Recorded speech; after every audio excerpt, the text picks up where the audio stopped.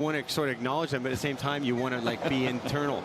So it's a funny place. Funny mix, huh? Let's see this. Italo is going to go crazy right here. Italo Ferreira, one of the fastest surfers in the world, 2019 world champ, throwing down some nice verticals. He's won at Bells with his backhand. Dangerous at waves like Karamas. His backside whip is really speedy. And now he's still in the barrel section here. This is where I got kind of caught up, right about here. It's still kind of tubing usually. So your pace changes. Look how fast he is. If I'm going to be critical of anything, there's a little bit of repetition going on over and over. Tons of turns, but kind of a lot of repetitive angles and lines. He's going to do something psycho right here. Oh. What's he doing? Wow. He's trying to do a kickflip to floater. What was he doing? It's almost like, that was insane. He literally tried to. That was good. Maybe That was he was cool. going. Maybe Rodney Mullen would have been proud. He was going for a dark slide. First ever. Oh, so good. Remember when Jordy used to do those froggies? It was like backside Superman where you have to do that kick at the end of it. It almost reminded me of that. That was wild. He was looking at something big. He was not holding back. And he looked like he had tons of energy and strength in the legs still. I think the judges might have thought the same about the repetition. A quick score in 5.77 for Italo. Yeah, that's definitely it. But let's see here. Check this out. Ton of speed. And whoa. Oh, I think the wind just caught it. The wind just caught it. I thought he actually kicked it into that. But different angle here. You see that wave just hitting him in the butt a little bit as he went up. And but he was 100% committed to not getting barreled and to just try to do a huge air, like Julian did the one year. Yeah. Remember Julian did the huge air, passed up the barrel section. He actually passed up doing a couple turns even before that. And I remember he had done it on a couple waves and not made it, and then he stuck one.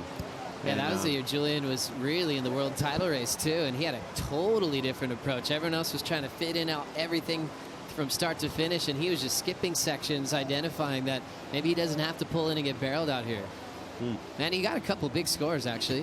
A couple of the biggest stock just front side punts without a rotation. I think the only time the barrel really makes a difference out here is if you completely disappear and you're on the foam. So because you are flirting with falling. Yeah, the trap door. So that's the crazy risk. Yeah, Right? the trap door you talk about. Literally, you fall out of it. It's just instant. It's crazy. It's not even like you feel it coming. It's just all of a sudden there's that line. It either picks you up and almost pulls you out of it. Yeah, Joanne DeFay had one today. I thought was going to take her back when she made it. Yeah. And then Betty had one. Betty Lou had one that she got stuck in, but I thought, oh, she might get through it if she's up on the front foot enough. But yeah, those are the dramatic ones where you barely get under it. Griffin had a crazy one the other year where he threw a finner and kind of spun out of it under the lip. barrel. Yeah. And that was probably the best entry I've ever seen out here into the barrel. And I think the deepest tube I ever saw was Yago that same year. Yago had a barrel that, I mean, looking in, he was like in the trap door, but he came out. Somehow. Amazing. Well, this is the last chance right here. Well, last chance romance. Special What's your moments call? in the barrel. Quickly, Kelly, can you break down how the bathymetry works and to make this wave actually tube on the different sections? Yeah, it just gets shallow in those parts. And that's basically as simply as that. Pretty much, but it's also about how the rise comes up, how suddenly it goes from deep to shallow. And did you guys play with that during the? Yeah, when we had it as only a right back in the early days, we actually made 3 separate sections, and the third was 2 different sections. And so I had seen reefs around the world that had risen up enough to make the wave stand up and not break, and then flatten out and then shallow out, so you have another plateau further in. Yep. And so that helps stand the wave up taller before it actually barrels. So we messed with that in 1 or 2 sections as well back in the day, but and we learned stuff from that, so we applied a little bit of that to the wave. Italo Ferreira fighting for a spot in the quarterfinals. He's sitting in the 8th spot right now, so he's trying to get an 8.31, Waz. He is, and he's looking intent. He was a little upset with his Superman attempt, so now he's going to come back, and he's going to go to work in the lip. Bang! Right there, a lot of spray out the back. Vertical, right up in that section. That was a hollow, heavy section. Wow, Joe, this thing is insane. He's definitely fired up. He knows it's coming down to this wave. Kanoa got an 8.3. That's what he's got to beat. Italo floats this section. Now setting up a bottom turn. There's the wrap, throwing some water. Jams it quickly. with that layback. Now off the lip. Now it's getting nice and hollowed out. Sits right in the pit. Well done for Italo. What does he have for us? Throws the fins out. Stomps the reverse in the flats. And you love when Italo celebrates because all the fans do the same thing with him. 7 championship tour wins in his career, along with that world title. And maybe the best dismount we've seen. Finally got what's your call, Pete? What's your call? Yes. You think it's a yes? Yes. I think it's maybe just under. All right.